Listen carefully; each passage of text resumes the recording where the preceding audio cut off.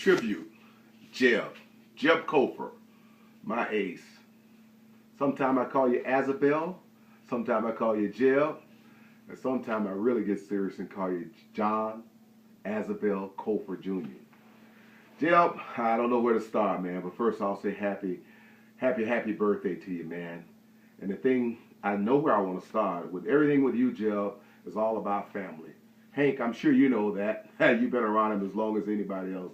Mrs. Cofer, I got to say hi to you and thank you for those wonderful meals that you cooked for both Jeb and I when I came by your house, even when it wasn't popular for me to go on the other side of the track. So Jeb was a byproduct of you. Secondly, Jane, um, Becca, Blue, and Chase, hey, you got a great dad there. The thing that I remember most about Jeb has always been one of the smartest guys I've ever met. He was great in algebra. He was great in math. He was great in science. He was just, a brilliant guy, uh, and a guy that loved to shoot the ball way too much, by the way. Uh, the thing that I remember most about Jeb growing up, we kind of came to life together. If you want a good example, watch the movie Remember the Titans. Wow, that depicts Jeb and our relationship. We became, best of friends because we could talk on so many different levels. And since I left Palmetto, I've lived all over the country, you know. And the thing that I remember most about that is, Jeb, I want to tell you right now, Al Washington wouldn't be who Al Washington is without a relationship with you the way that we've had over all these 40 years. Jeb, Chase, I admire you because in the games I know there wasn't a worst person in the stands other than your dad on the referees, and you still managed to shoot the ball. But just let me tell you, you had it easy compared to Jeb because I remember his dad at our games, and the apple doesn't fall far from the tree.